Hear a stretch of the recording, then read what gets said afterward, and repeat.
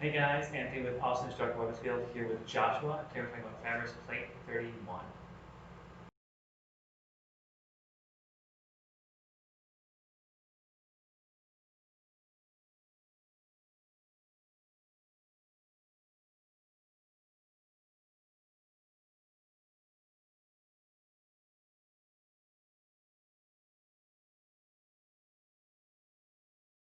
Plate 31 shows a wound of a fourth against a second, and this is where Fabris introduces the girata. Girata is honestly a really fun, kind of one of my favorite things in rapier, and at its core is a really simple footwork. If we're assuming our right foot forward, the left foot girata that we're doing in this plate, all we're doing is bring this around behind, and we're really thinking about opening up the chest, opening up, extending out.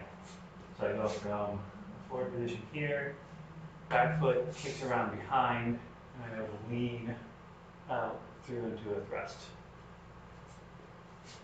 Again, and through. So that by itself is a really important motion to be practicing, just to be familiar with. Then we're going to get the plate and kind of how to apply that and how it kind of fits in into Fabris's work. So he gives us two ways this plate can be set up.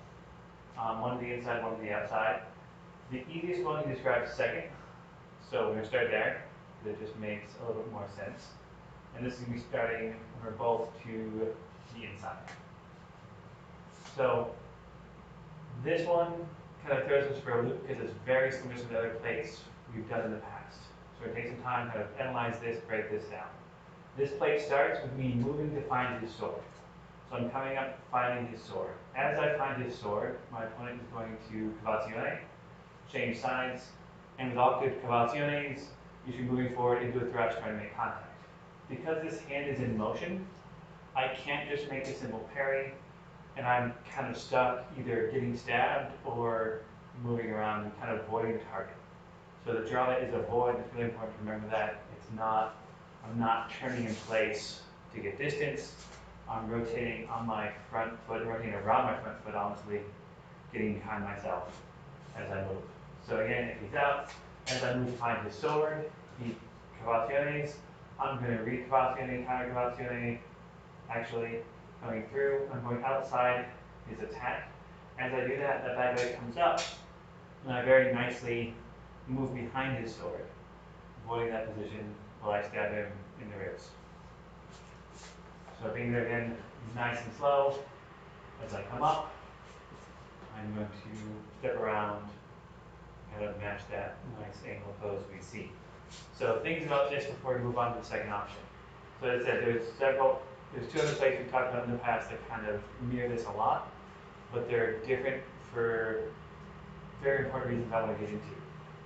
The first plate that we talked about in the past was I've already found his sword, and now is when he tries to cavazione change. From there, if you remember, I can just drive in. I found his sword, my strong is on his weak, my weak is free to make an attack. If he just tries to move his weapon around, I'm just going to stab him. So again, that's from here. I've already found his sword. He tries to change, I make an attack. I believe in the earlier plates, it wound up being those low thrusts to the hip and the thigh, things like that. The other plate that was very similar to this was I'm motioning like I'm finding his sword, but I'm only moving my tip. So I have my hand steady, and I move my tip around, making him think I'm doing something. And same principle here, as he goes to move, I'm able to press this out, control from there, and isolate. This one that we're doing today is different because I'm actually moving my arm. I'm moving my whole weapon, I'm not just moving the tip, and I haven't already found his sword. So in this instance, if I were to try doing his other play we had done before, where I'm moving this up, I see cavaziones, because I'm in motion, I can't make that parry, right? I'm in motion, things are moving, he's not in line, so I can't just try to thrust in yet. So he's doing the right things here, and is relying on myself of kind of setting up this intention, kind of making him obedient to use Fabris' words, making him obedient to my plans, my desires, to kind of make this work. So again, the second half of this plate, I'm working from the inside, I'm moving to find his sword, di cavazione, I contracavazione, and girata through, and get a nice easy thrust. Worth mentioning, highlighting here is that I'm not trying to make contact with his blade. I'm not trying to spot his blade with mine in the air. I'm just coming around and voiding that position, using my blade to keep that line. So even if you wanted to chase with this point, my sword is in that path, stopping it. But I'm not coming through and kind of swatting it out of the air like that, because then I don't get my attack and he's free to keep doing things. So that was the second half. The first part takes a little bit more reading getting into, so again, we'll kind of work on that. So now we're starting from third to the outside, and now we're both in these nice long proper guards, and I'm going to make an invitation. I'm going to kind of drop this, do something to give him a very small window. He can only strike a face-up camera for the outside over here. If I drop this, he has a line to right about here, right? The very right side of my chest and my shoulder are what his open targets are. If he's a good fencer, if he knows his distance, knows his range, he's in range to get that, right? So if I let him hit me here, as I come up, I let that drop, he moves out to second, locking out my sword, and drives this in, getting this strike. But he has a very small window to work from. And I know that, I'm taking advantage of that with this girata. So now, as I come up, I make this opening, I change out, same thing, same girata. Notice we're being very polite because this is a very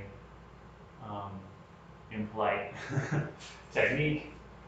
So my steps are a little bit short, a little bit smaller than they may be for the actual technique, because we don't need to cushion your partners all the time.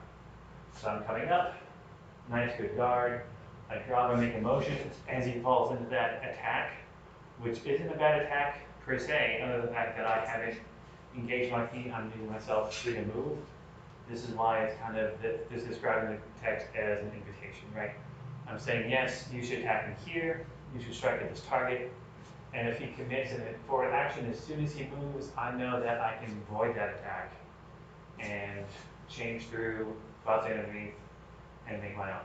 So again, working to the outside, up and guard, invitation, reaction.